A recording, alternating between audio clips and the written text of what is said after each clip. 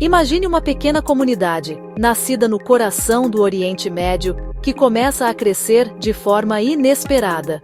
Uma semente plantada em solo judaico, que de repente germina em terras estrangeiras. O que começou como um movimento dentro do judaísmo, com seguidores que eram judeus e viviam como judeus, estava agora atraindo pessoas de todas as partes do Império Romano. Gregos, romanos, sírios.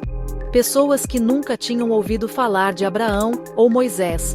E com esse crescimento, surgiu uma pergunta tão poderosa que ameaçava rachar a jovem fé ao meio. O que era preciso para ser um verdadeiro seguidor de Cristo? Era necessário primeiro se tornar judeu? Essa questão deu origem ao primeiro concílio de Jerusalém. Em cidades como Antioquia, judeus e gentios comiam juntos, oravam juntos. Era uma visão revolucionária. Mas essa harmonia foi abalada quando um grupo de cristãos conservadores chegou de Jerusalém. Eles traziam uma mensagem intransigente. Se os gentios não fossem circuncidados e não seguissem a lei de Moisés, não poderiam ser salvos. Imagine o choque. Narrador. V.O. Era um mundo dividido por barreiras culturais muito claras. De um lado, os judeus, um povo com identidade milenar, forjada em tradições, leis e uma aliança única com Deus. Narrador. V.O. Eles não comiam certos alimentos, guardavam o sábado como sagrado. A circuncisão era o sinal físico da aliança com Deus.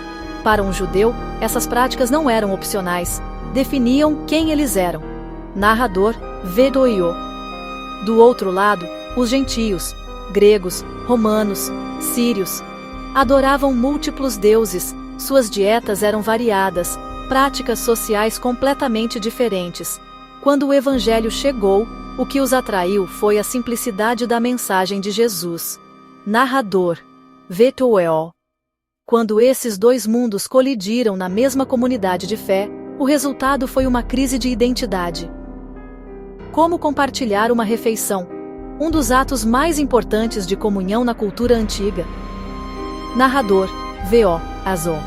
Essa tensão não era apenas social, era profundamente teológica. Se a salvação vinha pela fé em Jesus, qual era o propósito da lei de Moisés? Ela havia se tornado obsoleta? Narrador. V.O. O debate pode ser resumido numa pergunta central. Um gentio precisa se tornar judeu para ser salvo? No centro estava a circuncisão, não um detalhe ritualístico, mas o selo da aliança de Deus com Abraão. Narrador. V.O.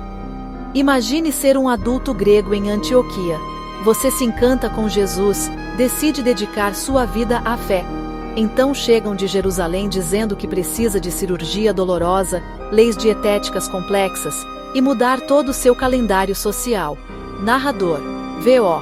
Envolvia toda a lei de Moisés.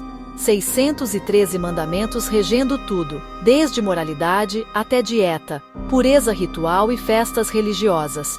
Não soaria como um fardo? Narrador. V.O. Os defensores da circuncisão argumentavam que a lei foi dada por Deus e era eterna. Jesus, sendo judeu, cumpriu a lei, não a aboliu. Portanto, seguir Jesus significava seguir a lei que ele seguiu. Narrador. V.O. Para Paulo, o argumento era radicalmente diferente. A salvação era um presente gratuito, recebido pela fé. Ele viu o Espírito Santo agindo poderosamente entre gentios não circuncidados. Como Deus poderia abençoá-los se estivessem em erro? Narrador. V.O. No centro deste furacão estavam 3 pilares da igreja. Paulo, vindo de Tarso, cidadão romano, ex-fariseu zeloso que perseguiu cristãos antes de sua conversão dramática. Agora, o maior missionário, o apóstolo dos gentios. Narrador. V.O. Paulo era apaixonado, intelectual, inflexível em suas convicções. Ele defendia suas ovelhas, as comunidades que fundara. Sua posição era clara. Impor a lei aos gentios era trair o evangelho da graça. Narrador. V.O. Pedro, o pescador da Galileia, a rocha sobre a qual Jesus construiria sua igreja. Líder natural dos apóstolos, elo entre passado e futuro. Sua posição era complexa, como o judeu vivia segundo a lei. Narrador, V.O. Mas teve uma experiência transformadora, uma visão divina. Não considerar ninguém impuro. Na casa de Cornélio, viu o Espírito descer sobre gentios incircuncisos, como no Pentecostes. Essa experiência o marcou profundamente. Narrador, V.O. Tiago, não o apóstolo, mas irmão de Jesus. Após a morte de Cristo, tornou-se figura de autoridade em Jerusalém, conhecido pela profunda piedade e estrito cumprimento da lei judaica. Narrador, V.O. Por sua reputação, era respeitado por todos, inclusive cristãos conservadores. Se alguém podia mediar e equilibrar o debate, era ele. Representava tradição, continuidade e preocupação em não alienar cristãos judeus devotos. Narrador, V.O. A reunião em Jerusalém não foi calma. Houve muita discussão. Paulo e Barnabé contaram histórias, suas viagens, as pessoas que conheceram, os sinais que Deus fizera entre os gentios. Era testemunho poderoso. Narrador, V.O. Pedro se levantou. Lembrou Cornélio. Deus, que conhece corações, deu-lhes o Espírito Santo como a nós. Por que tentam a Deus, pondo sobre discípulos um jugo que nem nós conseguimos suportar? Com isso, virou o jogo. Narrador, V.O. Então Tiago levantou-se. Sua decisão selaria o debate. Com sabedoria de juiz e autoridade respeitada, citou as Escrituras. A inclusão dos gentios era cumprimento de antigas profecias. Narrador, V.O. Sua solução foi genial. Não devemos perturbar os gentios que se convertem a Deus. Não haveria circuncisão obrigatória. A porta para os não-judeus foi oficialmente aberta, a barreira principal para a missão global removida. Narrador, V.O. Mas Tiago propôs compromisso.